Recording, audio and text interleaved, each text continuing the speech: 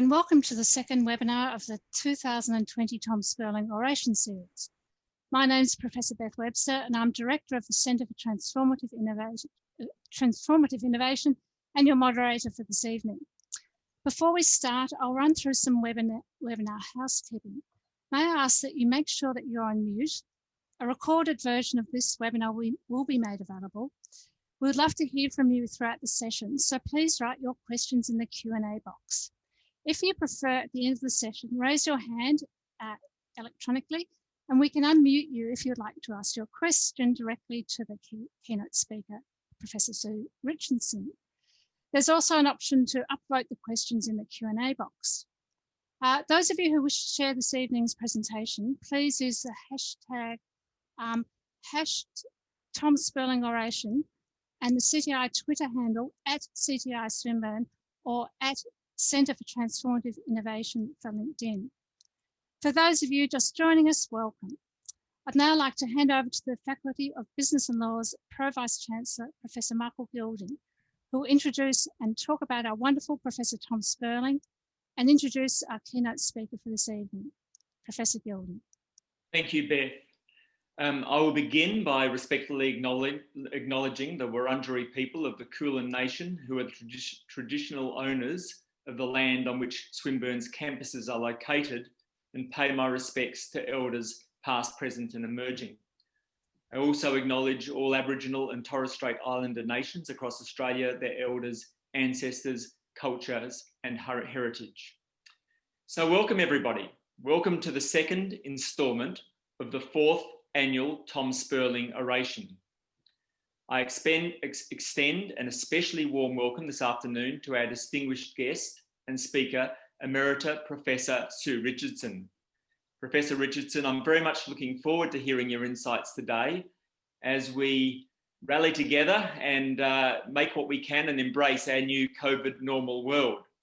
There's never been a more important time to utilise our technological capacities and our insights to enhance the opportunities for the economy, employment and research during this period of recovery. So while I would have liked to have been able to meet all of you in person, I'm grateful that we're able to come together virtually and continue this tradition of knowledge sharing and celebrating the legacy of Professor Tom Spurling AO. Professor Spurling is one of Australia's leading experts in innovation policy and commercialisation of science and technology. He has been instrumental in the areas of science and innovation for more than 55 years.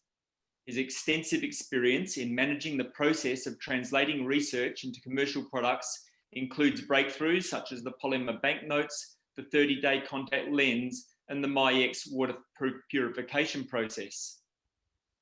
In 2017, Tom was awarded the prestigious Australian and New Zealand Association for the Advancement of Science Medal for his contributions to science. We are extraordinarily fortunate to have him at the Centre for Transformative Innovation to share his expertise in science and innovation, as well as his abilities to translate research into commercial products. In a moment, we'll hear from Professor Sue Richardson. Sue Richardson is Emeritus Professor at Flinders University and Adjunct Professor at both Flinders and the University of Adelaide. Sue taught for many years at the University of Adelaide School of Economics and subsequently became Professor and Director of the National Institute of Labour Studies at Flinders University. Her research interests are in labour economics, inequality, the well-being of children and climate change. Sue is a Fellow of the Academy of the Social Sciences in Australia, a former President of the Academy, and currently is the Chair of its Policy Committee and a member of its executive. She is also currently a member of the Senior Advisory Panel of Deloitte Access Economics and of the Council of the Australian Conservation Foundation. From 2010 to 2019, Sue was a member of the expert panel of the Fair Work Commission, contributing to the annual setting of the national minimum wage and award rates of pay. She has also been a commissioner of the Essential Services Commission of South Australia and of the Productivity Commission. She has been a director of the Pipeline Authority, high pressure natural gas pipelines, enterprise investment, venture capital, and Flinders Technologies, intellectual property. She has also been a member of many expert and advisory panels for the South Australian and Commonwealth governments, including on technological change, energy policy, nuclear power, and migration. In 2012, she was appointed to the National Sustainability Council and as a member of the Expert Advisory Group on Australia's adaptation to climate change. She was a member of the National Advisory Council of the Australian Centre of Child Protection from its inception in 2005 until 2015. Sue was made a member of the Order of Australia for her services to inclusive public policy and the social sciences. In 2019, she was made Distinguished Public Policy Fellow of the Economic Society of Australia. I'm eager, as I'm sure many of you are, to hear Professor Richardson's insights on this topic. Welcome, Professor Richardson. Thank you, Michael, and hello to everybody that I can't see and to the handful that I can. This is a pretty weird experience, but nonetheless, we'll do our best, or I will do my best to make it engaging. And I hope you go away with an idea or two at the end that you didn't have at the beginning. So the topic of my talk is the workforce of the future. And I'm going to begin by just saying a few words about how do we know what the future looks like before I talk about how we might know what the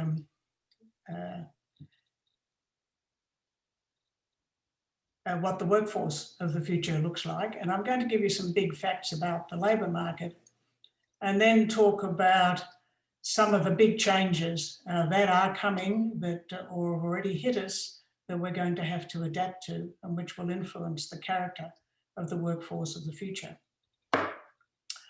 So this is my own little recipe. How do you know what the future workforce looks like? Well, I always start with looking at where we are now and then looking at the recent trends, because that tells you what's sort of baked in and where we're going. Then I look at the United States as an indication of where we're likely to be going. And in the process, I'm always wary of particular types of major claims, such as we'll all be casual gig workers needing to change careers every 10 years, or more frequently in a working life. Just as an aside, let me say there's been almost no change in the proportion of workers employed on casual terms for at least 15, 20 years. For most gig workers, it's not their full-time job. They're doing it in addition to other sorts of work, and there's been no evidence of changes in the average duration of a job. So I'm very skeptical of those sorts of claims. Let me just give you a couple of facts about the US as a place to indicate where we might be going. The Bureau of Labor Statistics in the US provide projections as to what they think are the occupations that are going to grow fastest and slowest and decline in the next 10 years. And the workforce that they expect to grow most rapidly in the next 10 years is healthcare support, followed by, this will have the largest numbers of new employees or workers. The second largest number will be in food preparation and related. After that, the next highest growth will be in healthcare practitioners. So healthcare practitioners and support workers are a very big part of the expected future growth of the American workforce. Following that, then we have people with computer and mathematical skills, management, finance, and business. They expect substantial losses in people who work in office administration or in production. So you can see that there is this hollowing out of the middle, as it's sometimes called, with the manufacturing, solid blue collar, well-paid but not requiring tertiary education sorts of jobs, largely having disappeared and no sign of them coming back soon. So that's the best that we can look to, I think, in terms of what's coming. But I think this time actually is different. We can't just use those couple of rules of thumb to get a perspective of the future, because first of all, COVID has produced this challenge to globalization. And people are now not so confident that we should just import everything that we don't manufacture at home and be indifferent to what we're capable of producing ourselves and what we rely on imports for. For example, the federal government has announced a major investment in our future capacity to produce vaccines. When it comes to the workforce, there is an important equivalent, I think. Australia relies heavily on migration as a source of the skills that it needs. 60% of our population growth is migration rather than natural births. And it's mostly pretty skilled migration. Now, of course, COVID has turned off the tap for migration. And I hope this causes us to think again about our heavy reliance on migration as a source of our skills, partly because I think it makes us lazy in producing the skills or providing opportunities for our own work, young people to gain the skills that we need for the future. The other thing that's different and that I'm going to talk more about is climate change. Because this is happening now, it's having an impact now on the economy, and it is inevitably going to have a major impact into the future that we need to be preparing for now. Now on the screen, you've got the next slide that I was going to talk about, and that is just give you some big facts about the labour market for those of you who don't spend a lot of time thinking about this. And the big story is that Australia is a service economy. The areas of the economy that employ the greatest number of people are, like America, healthcare and social assistance. 14% of all workers are in that industry. The next biggest industry is retail. Then we have construction, then professional, scientific and technical services, and education and training. So again, you can see it's this sort of high end and low end and not very much in the middle sort of a workforce. But the personal services area, the healthcare, social assistance and retail, we don't separately have their accommodation and food, but that's a big employer as well. And just to make this absolutely clear that we're no longer making stuff, manufacturing is 7% of total employment, mining is 2%, and utilities is 1%. So it's not surprising that as the economy's evolved in this direction, it's actually turned out to be quite favourable for the employment of women, because we still have quite a separate division between the sorts of jobs that men do and the sorts of jobs that women do. If we can go to the next slide, please. Some more big facts. In order to import all the things that we're not manufacturing, we need to export the things that we're particularly good at, and that's natural resources is the really big one, by which I mean coal, iron ore and gas, with some others, but they're the really big ones. And then we do export services. Education and tourism are big export earners. And then, so this is in order of value: natural resources, education, tourism and agricultural products.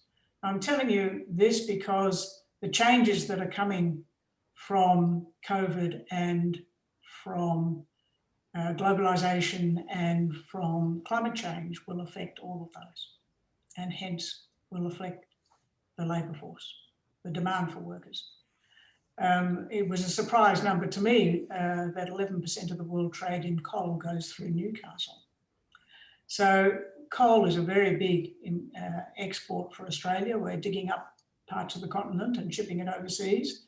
We're extremely good at doing this, and the quality of the coal and the iron ore is high by world standards.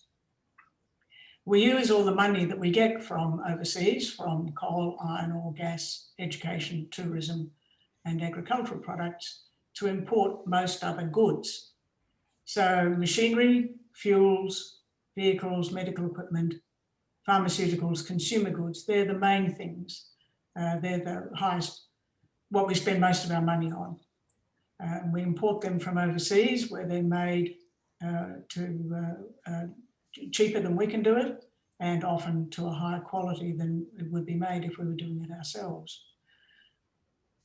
We provide most of our own services as indicated, and together with the things that have to be done in Australia, so you can't do import construction or telecommunications, utilities, civil works. So these facts about the economy translate into facts about the sort of skills and occupations that are available for the Australian workforce. And as I mentioned before, 2% of the workforce is in mining, but that produces a high proportion of the foreign exchange that we then use to buy all the goods that we buy.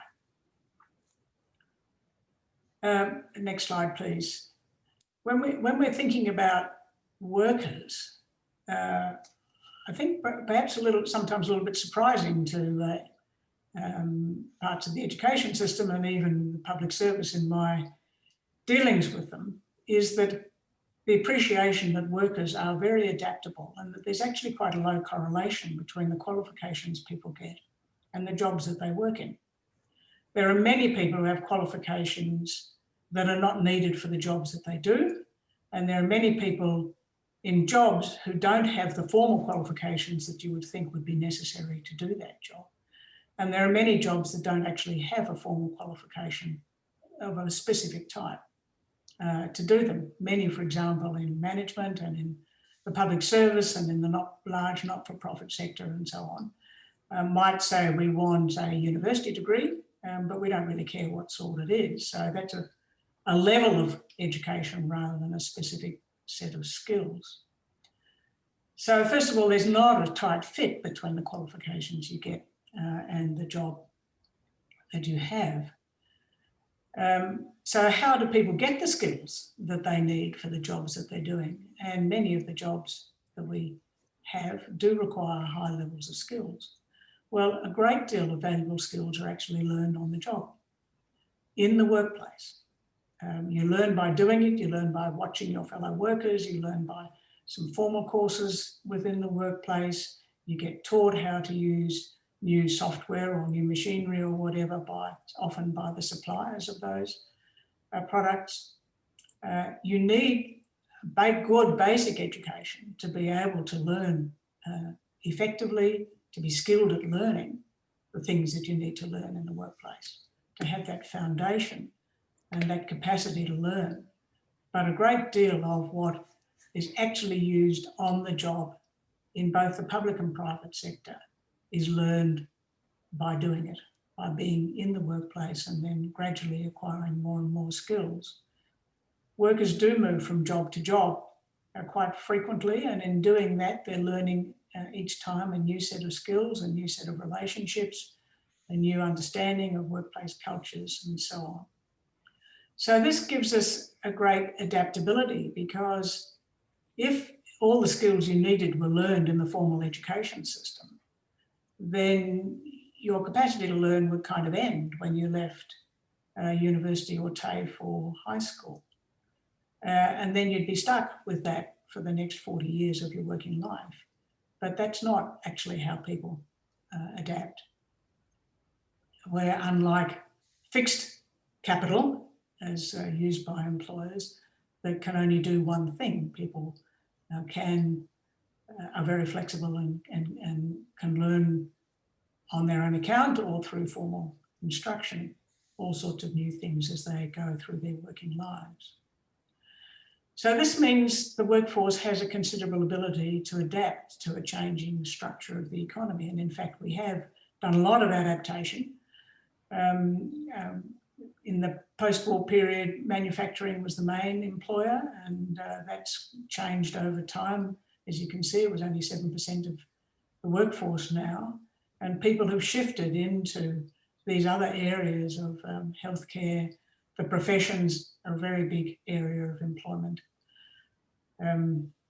And into the whole personal care area, a great deal of which has arisen from the movement of women into paid work and the household then buying in services they would have provided for themselves in the past.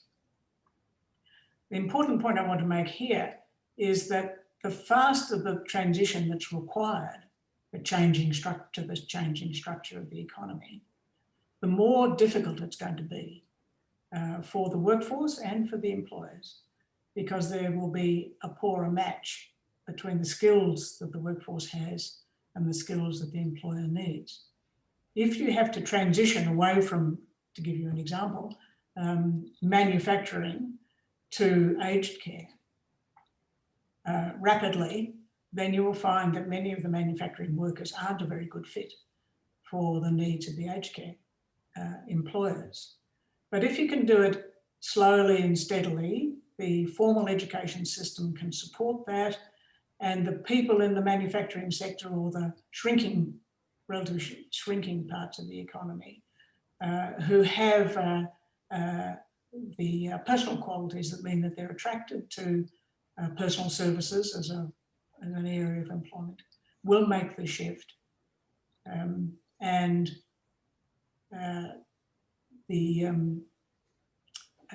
The young people can see where the future lies and will adapt to that in the sort of learning and early job experience that they have. So the more rapidly the structure of the economy is changing, the more difficult it will be to get a good fit between what the employer needs and the skills of the workforce. And workers are like physical assets in the sense that, you know, they invest heavily in the skills that they have, known perhaps rather unfortunately by economists as human capital. But this human capital, like physical assets, can become redundant or stranded. So, you know, you might be extremely good at machining, and that's your particular skill. But if we don't have any manufacturing and nobody wants machinists anymore, then your skill that you've invested a lot of effort into acquiring and time will be of no value to you. So, and of course, the employers in the new areas of the economy will say they can't find skills because the workers haven't yet had the time to adapt. So the emphasis is, if you're going to have a changing structure of the economy, you want this to be slow and steady and as clear as possible what the future shape is likely to look like. That's not where we're at the moment. So next slide, please. Climate change is, and much more so in the future, will require a transformation of the economy. I quite like this quote from The Economist magazine earlier this year, drawing a parallel between the pandemic that we're in and the climate crisis. So the pandemic is like watching a video of the climate crisis with your finger jammed on the fast forward button. That is, everything's happening very fast. But they are absolutely right. The harm from climate change, it will be slower, but it'll be much more massive and longer lasting. In fact, it will last as far into the future as it's possible to imagine, because every tonne of greenhouse gases that goes into the atmosphere today is going to stay there for hundreds of years. So to think about the future workforce, we have to understand the impacts of climate change on the economy and on the sort of work that workers can do, and of measures to mitigate the climate change, that is to try and reduce the total quantity of emissions going into the atmosphere and to adapt to that. Next slide, please. So the need to adapt. Let me just give you a few hints as to why I think that it's going to be a very big issue for Australia, and it'll be forced on us if we don't volunteer to reduce our emissions and to change the structure of our economy away from fossil fuels rapidly, clearly, with a projected path that all of us can believe in and respond to. We export fossil fuels, that's why I showed you those exports earlier on. We export, in particular, coal and natural gas. And as I say, we're very good at it, and we make a lot of money from it. But that's only going to be possible for us if the countries to whom we sell these fossil fuels go on wanting to buy it. And the last dot point there points out that Japan, South Korea, and China, that are the biggest importers of Australian fossil fuels, have recently committed to achieve zero net emissions, that is, in burning of fossil fuels, by 2050 in the case of Japan and South Korea, and by 2060 in the case of China. At the same time, other parts of the world are seriously committed to reducing greenhouse gas emissions. Europe and the UK are probably leaders. Of course, the US is a very big player here. It's a very big emitter. It's also technologically very advanced and can contribute mightily to how we produce technologies that deliver what we want, but without causing emissions. Had Trump been re-elected, the prospect for global climate, I think, would be much more grim than it is with the election of Biden. The reason for mentioning this is because there's serious discussion in Europe about putting punitive tariffs on countries such as Australia that are not seen to be taking serious steps to reduce emissions. The Biden camp is also thinking of this as a possible policy. So these are the reasons why I think that it's not going to be just up to Australia to decide the extent to which we're going to have to reduce emissions and the consequent changes to our economy and to our workforce that's going to follow from that. Could you give the next slide, please?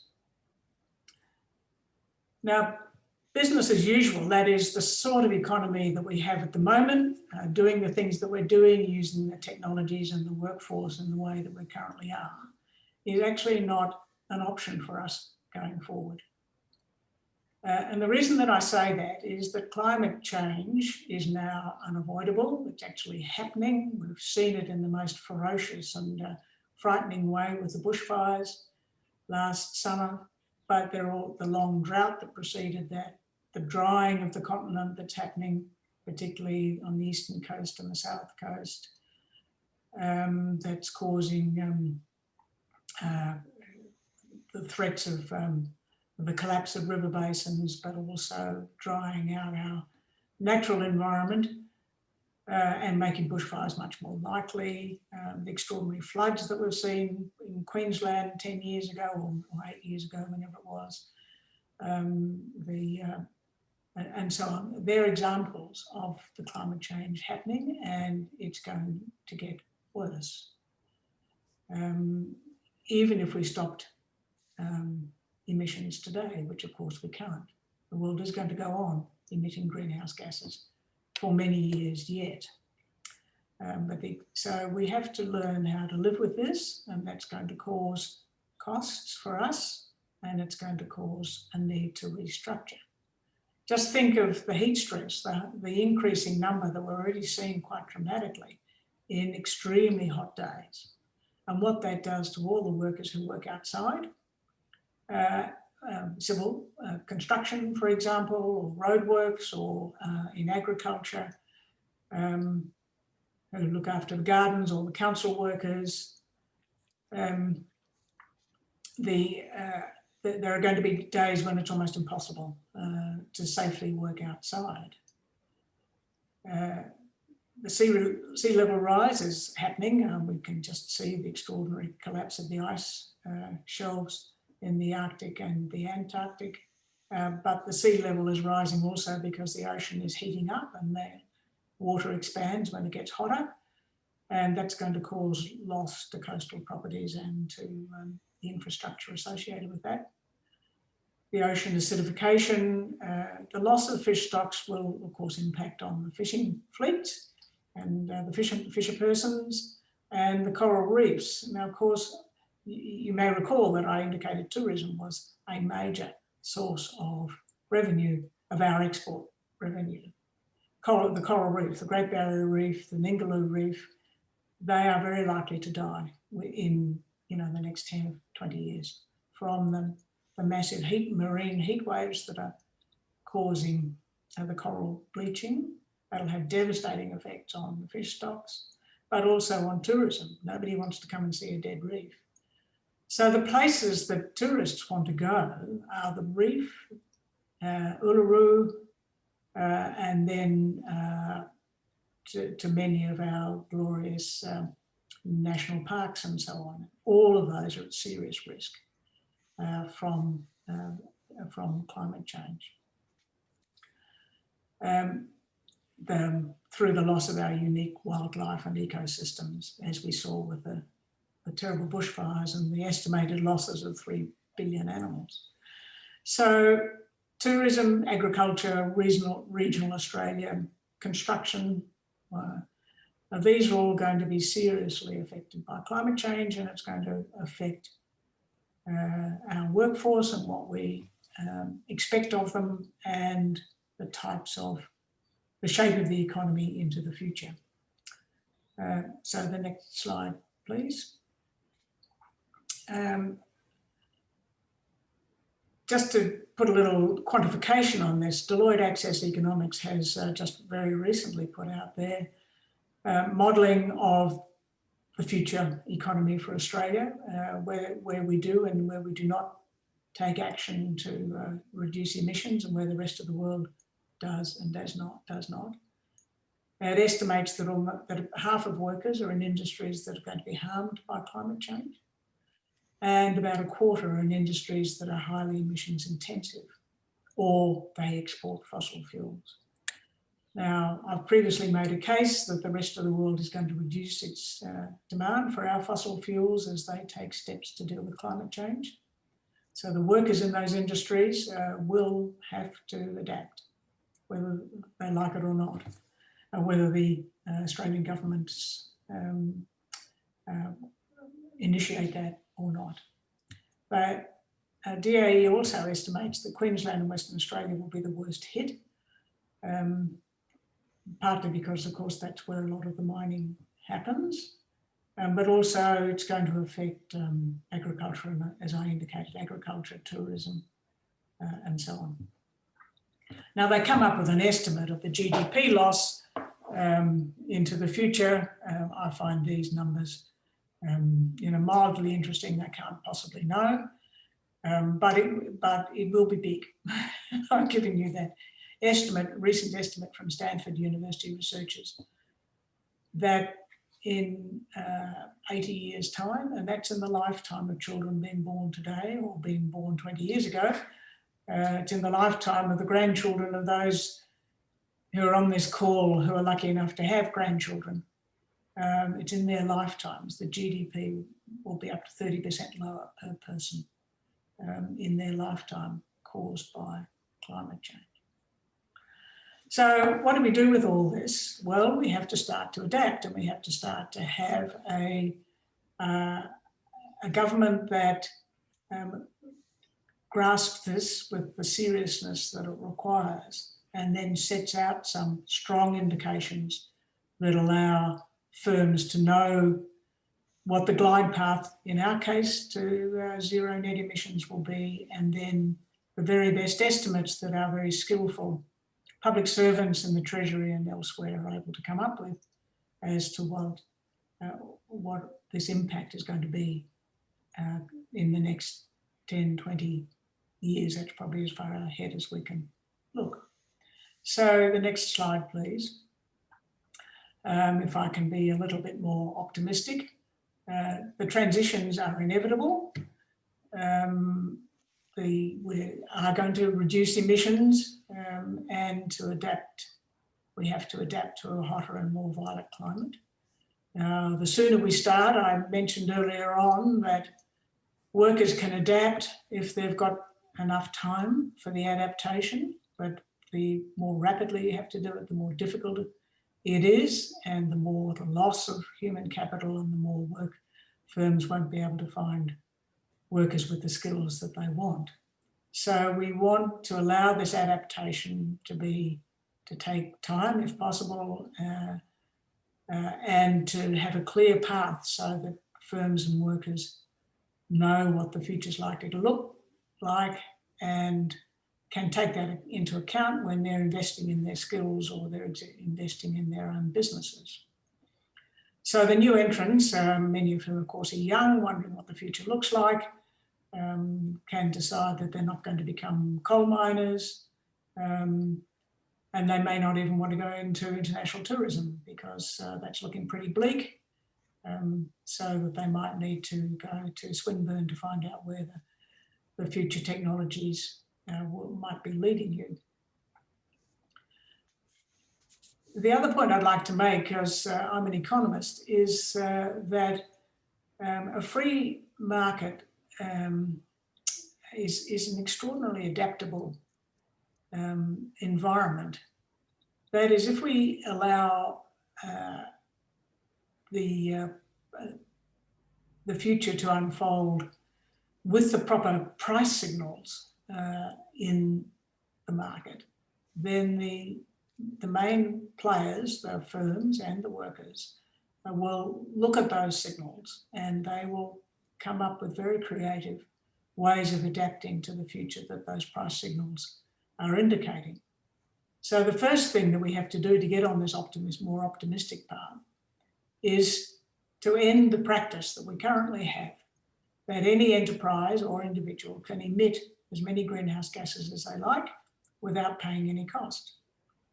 And we need a glide path to zero net emissions, like much of the rest of the world has already committed to, including China, all of Europe, the United Kingdom, Japan, South Korea, and so on. And that's the goal of the Paris Accord. It's also all the states and territory governments have committed to zero net emissions by 2050. So Australia really has this, but we don't have a serious glide path, and we certainly don't have any of the price signals that would encourage firms to move in that direction. So I would argue, and perhaps I won't have time to do it now, but we need to put a price on these permits to emit, and then trade in the right to emit. And then the market will provide us with very valuable signals as to where the opportunities lie in a low emissions economy.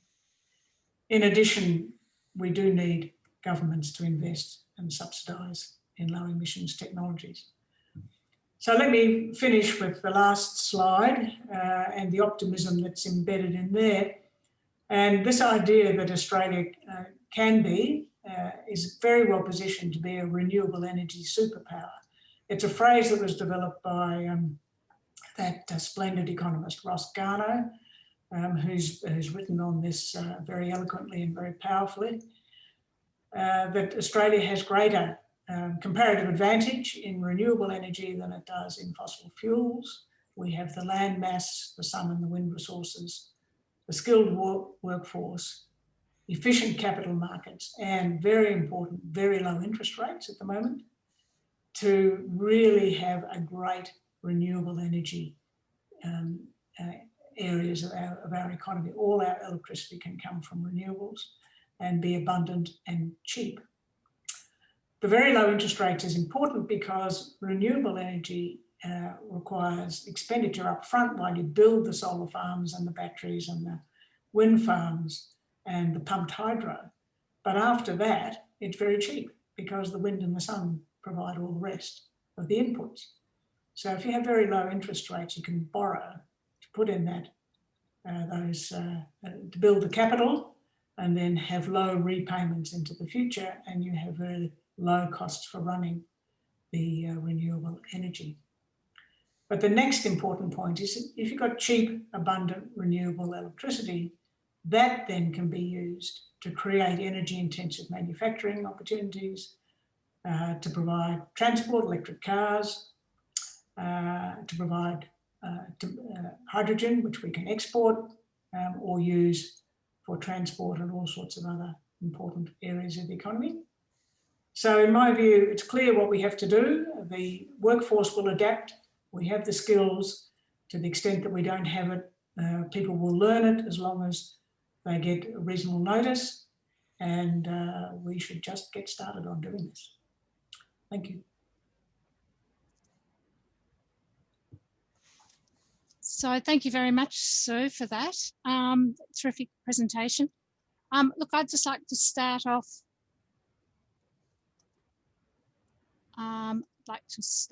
by asking the first question. Adani, do you have any knowledge about the economics of Adani? Is it going to turn into a fully fledged coal mine? Or I know there's capital work's been going on, but we don't hear much about what's happening there, because obviously what you're saying, and I know India has said it wants to be self-sufficient in coal as well. China presumably is looking for, it's got a huge transition in energy policy to hit its 2050 target, which will mean removing a lot of coal imports as well. Do you have any information about Adani? Look, this is not an area of my expertise, but it's an area of deep interest. The Adani coal mine is distinctive because Adani is a fully integrated energy company, Indian, of course. So they actually have power plants in India where they generate electricity using coal. They also have a lot of renewables, by the way, a lot of renewable generation of electricity. But they own the port, they own the mine, and they own the power plants that the coal will go to. So they want to see a fully integrated supply chain, and they own every component of it. One of the issues around them stepping back from the mine is it would then make the port a stranded asset. So they've got a lot at stake here. And as I understand it, they're very reluctant to abandon the whole enterprise because of the size of the investment in both the port and the mine.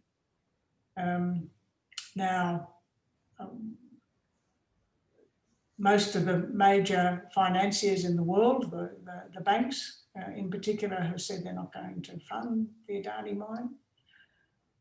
So they're having trouble raising the capital, and they're saying they're not going to fund it, presumably because they think it won't be profitable and that there's a risk that they won't get their money back. So that's the market speaking. The market is saying they don't think this is a great investment. But the fact that the coal would be used in the coal-fired power plants in India that are owned by Adani changes the economic calculation within the firm. Right. So I have a pre-seminar email from Stacey Conash, who's interested in wondering if we manage to curb or decrease consumption and move towards a no-growth economy, what effect would that have on the number of and quality of jobs? The inequality of jobs? Number and quality of jobs. Oh, number and quality of jobs.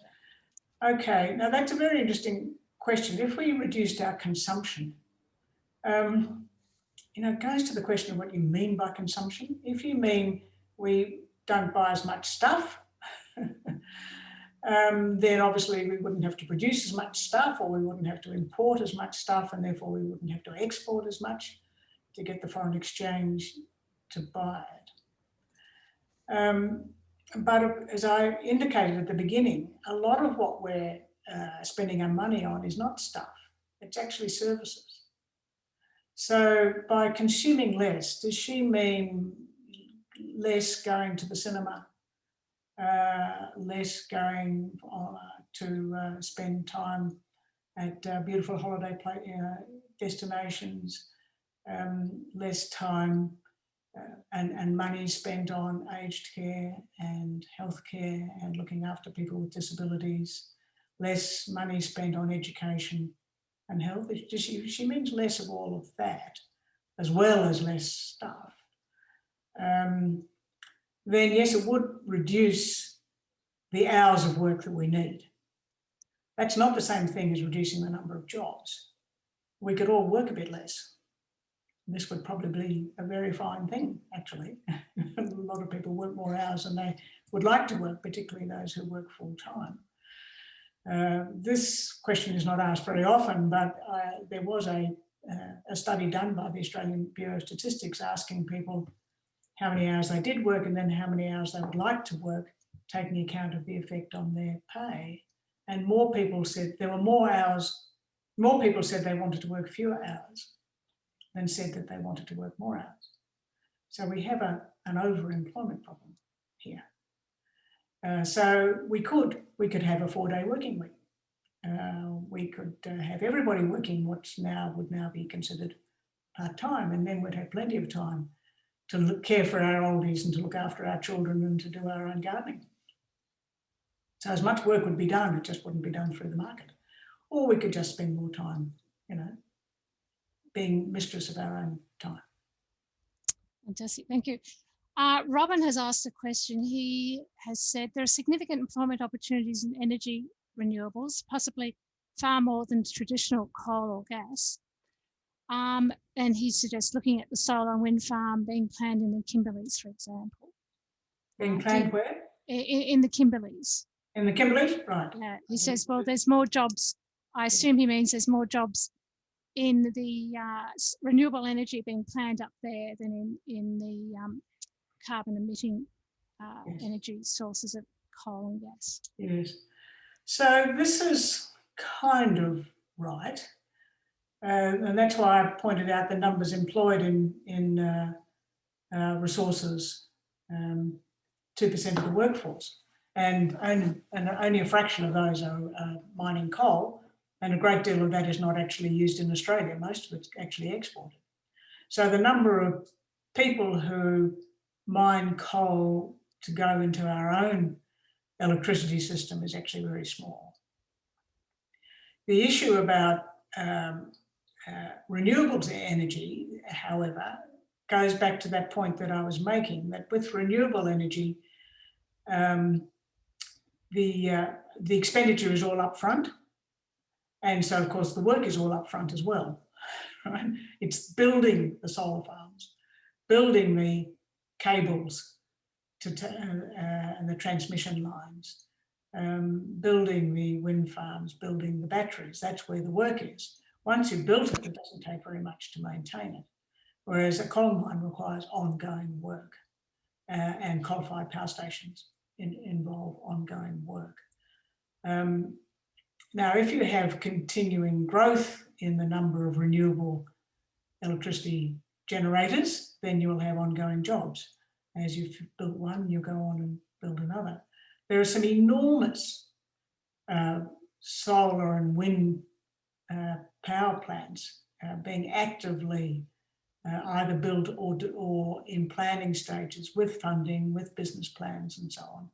One in Western Australia near the Pilbara, and one in the Northern Territory, and they're planning on export of the electricity after having supplied some local demand. And you export the electricity by putting in a cable, or you make hydrogen using the abundant and cheap electricity. You make hydrogen and you ship it out as hydrogen. So I think that that there would not be difficult to see a future renewable energy industry that employed more people than the current coal and gas industries. So just on that, Ian Sare has mentioned Ross Garnaut and his arguments for low carbon opportunities. So Ian's asked, have his ideas received serious attention by any of our major political parties, particularly around the development of energy intensive manufacturing regions in regional Australia? Yes.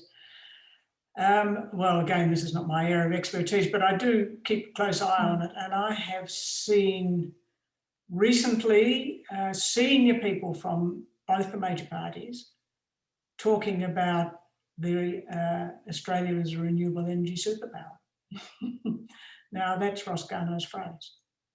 So they may not have traced the idea back to Garneau's original book, but the idea is spreading.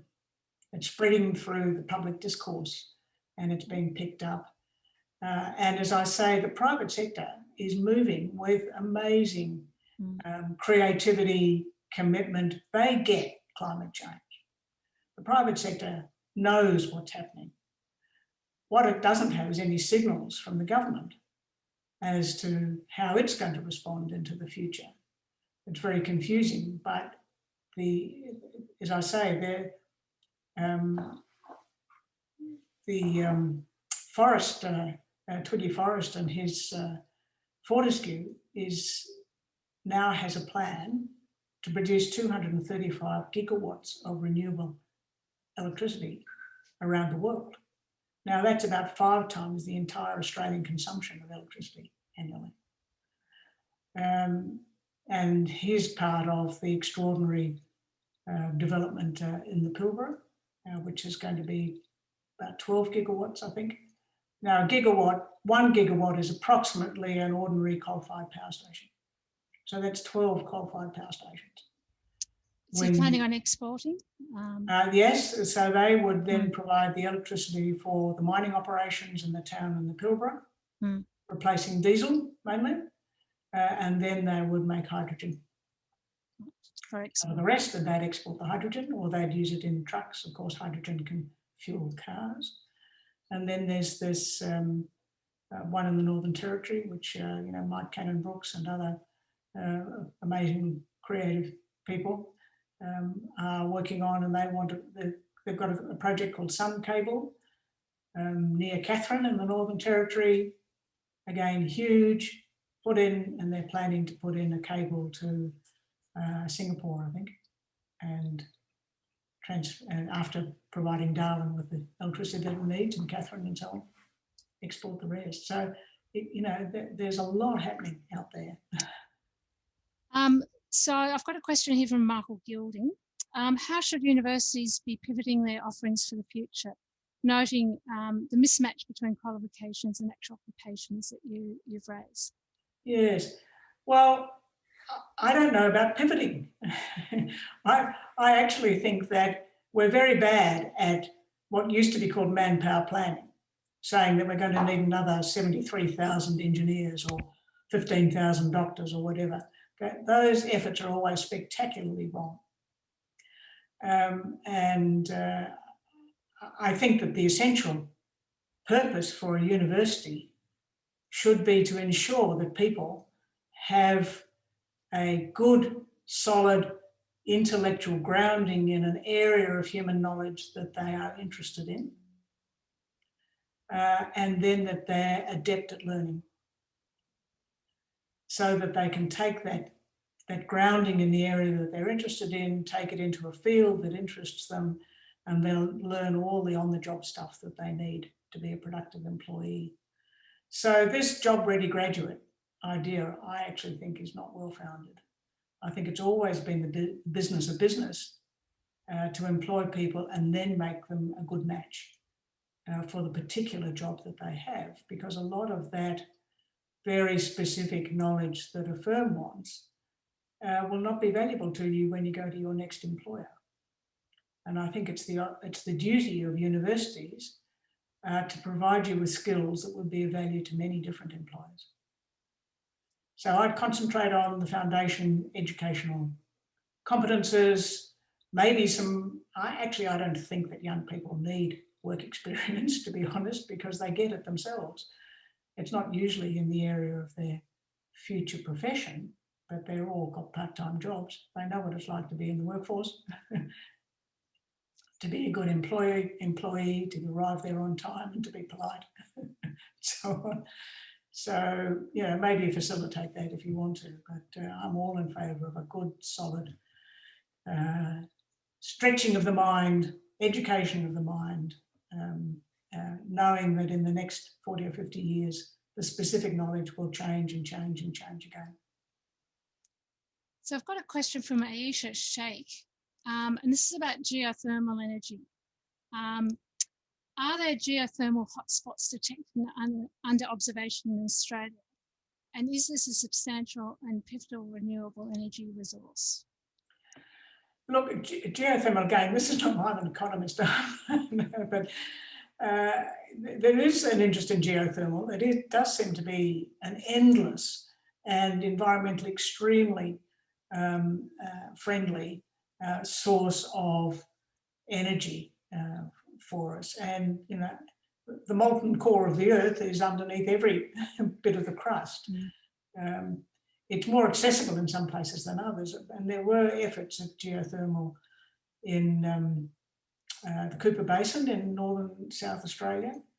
And they got quite, you know, close to getting some action there. I do remember they were drilling down, you know, kilometres to get to the hot rocks, down which they then pour the water that then turns into steam and drives the turbines.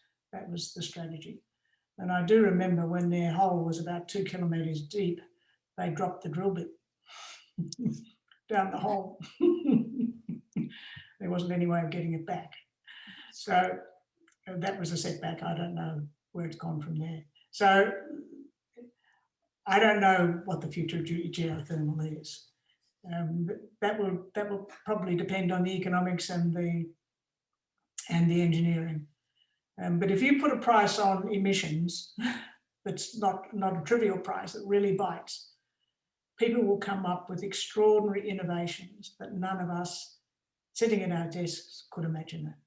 The human species is very inventive, given the right incentives. Now I've got a question here from Tom Spurling. This is a totally different tack. What is the future of tourism? Of tourism? In Australia, yes. Look, I don't think that it's all that bright, to be perfectly honest. Maybe we have to rethink what it is that we want to offer. But Australia has a really, I think, shameful record in caring for our natural environment. And it's our nature, both the living and the geographic features, that is our principal tourist advantage. That's what makes Australia is such an attractive place. It's the wildlife, it's the remote areas, it's, as I say, the Barrier Reef and Uluru and Ningaloo, Kangaroo Island. People go to Kangaroo Island because of the wildlife